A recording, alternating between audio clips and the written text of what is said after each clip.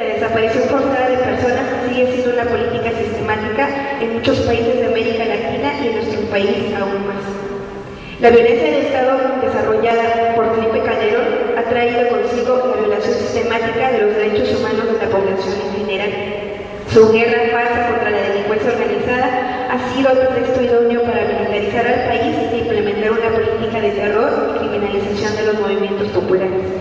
En lo que va de este sexenio, los casos de desapariciones forzadas se han incrementado alarmantemente.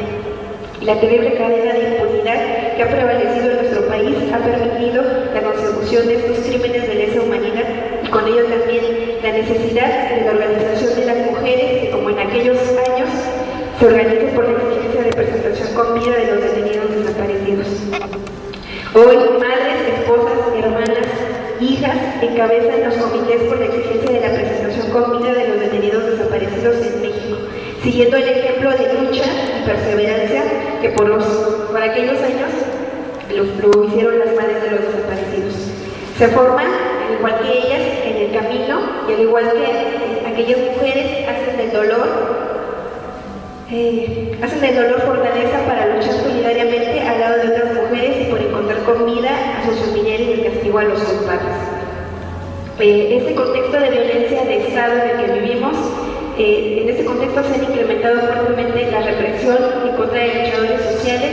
defensores de derechos humanos, activistas, periodistas, hombres y mujeres que se manifiestan en contra de esta política represiva. Los asesinatos de las defensoras de derechos humanos en Ciudad Juárez, como lo son Josefina Reyes Salazar, Maricela Escobedo, Susana Chávez, y recientemente la detención, desaparición y posterior ejecución de los 3 familiares de la compañera Josefina, Elías Reyes Salazar, Malena Reyes y Luisa Ornella Soto, son la evidencia clara de la criminalización que el Estado mexicano está realizando en contra de las y los defensores de derechos humanos, en donde no importa ya en absoluto el respeto por los derechos humanos y mucho menos los acuerdos y tratados internacionales que el gobierno ha firmado y ratificado en esta materia. Hoy, en este foro titulado así, Mujeres Construyendo Historia, hacemos un reconocimiento a estas grandes mujeres que se enfrentaron contra un Estado militar y represivo en la búsqueda de justicia y respeto a los derechos humanos. Su perseverancia y tenacidad es un ejemplo para continuar en esta lucha a pesar del dolor y de la impunidad. Como mujeres, creemos que la defensa de los derechos humanos, y en específico la exigencia de la presentación con vida de los desaparecidos en México, no debe ser una lucha solo de mujeres ni tampoco solo de familiares.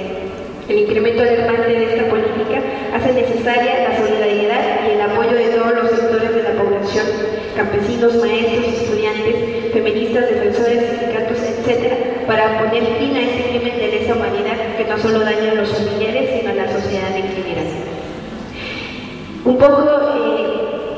esta historia de los comités de las madres de los desaparecidos de aquella época de los 70 y los 80 es un poco para comprender también de dónde las generaciones que ahorita enfrentamos nuevamente esta situación de represión como lo son las desapariciones forzadas, de donde nosotros tomamos también ese ejemplo de lucha y fortaleza. Ahorita la mayoría de las personas que estamos pasando por una situación o que vivimos de cerca, como que tenemos un familiar desaparecido, se ha enfrentado precisamente a la misma política que aquellas madres en la época de los 70 y los 80 se enfrentaron. Yo creo que es importante siempre hacer ese recuento histórico y conocer realmente de dónde vienen las luchas de las mujeres, conocer que esta situación que se está viviendo en el país ha sido una política sistemática que cometió el Estado mexicano y que lamentablemente le ha tocado a las mujeres enfrentar. Desde esa época de los 70 y los 80 como hoy ha sido también una situación que las mujeres seguimos enfrentando. O los comités que ustedes puedan ver también la exigencia de presentación con vida de los desaparecidos son mujeres. Y yo creo que el llamado es ese, ¿no? Yo creo que el hecho de tener un familiar no debe ser, más bien, no tenemos que esperar. Nosotros siempre hemos dicho que la situación se ve siempre como de una manera muy aislada, muy lejana, y no tenemos como que esa capacidad de vislumbrar lo que decía la compañera ahorita, de sentirnos como que al margen y de que nunca nos va a tocar o que es algo que no nos afecta, cuando en la realidad estamos viviendo, estamos enfrentándonos a una política represiva muy fuerte, en donde ya no estamos exentos de que a uno de nosotros nos pueda tocar vivir de cerca una desaparición, sino cualquier violación grave a nuestros derechos. Entonces nosotros como mujeres, la mayoría jóvenes, nosotras somos hijas, en nuestro comité hay muchas mujeres que son jóvenes, la mayoría son hijas, hay una hermana también de un compañero que está desaparecido, y nos ha tocado vivir lamentablemente esta situación que no termina. Nosotros cuando iniciamos el comité, nosotros lo hacíamos pensando en que nuestra lucha iba a ser solamente por exigir la presentación con vida en un inicio de nuestros familiares, y es terrible darte cuenta que pasan los años, pasa el tiempo, y que no solamente son tus familiares los que se encuentran ya desaparecidos, sino que en el camino te vas dando cuenta que hay cientos de desaparecidos, y que uno quisiera que la experiencia que uno ha pasado en estos años, ningún familiar la volviera a vivir. Y nos da terror de ver precisamente que los familiares, las mamás, las esposas, las hijas, se enfrentan a una situación que completamente es desconocida. Es una situación muy terrible porque no sabes primero, no comprendes por qué desaparecen a tu familia y por qué existen personas que están capaces de maquilar un delito tan grave como lo es una desaparición forzada. Entonces nosotros hemos podido aprender poco o mucho en estos 4 años que ya casi son del comité, que algo de lo que tenemos que aportar precisamente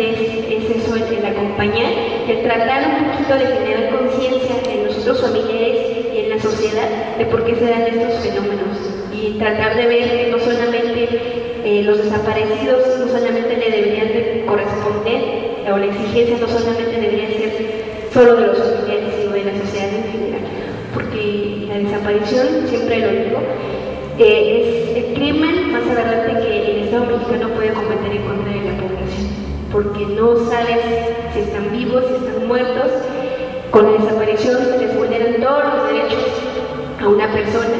el fundamental de ellos es a la libertad y también a la vida, y en el momento en el que la sociedad pueda comprender esa situación y que la desaparición tiene un fin específico que precisamente es el paralizar y el aislar completamente a las personas, yo creo que la situación puede ir cambiando. Pero yo creo que es importante que todos nosotros conozcamos también esta situación, que no es de ahora, sino que es una situación que lamentablemente sigue persistiendo en nuestro país, y que, repito, no solamente debería ser motivo de preocupación para los familiares, para las mujeres nada más, sino para todos los sectores que de alguna manera ahorita ya se ven vulnerados también ante esta política represiva que el Estado mexicano está desarrollando y en contra de la sociedad en general. Ya es.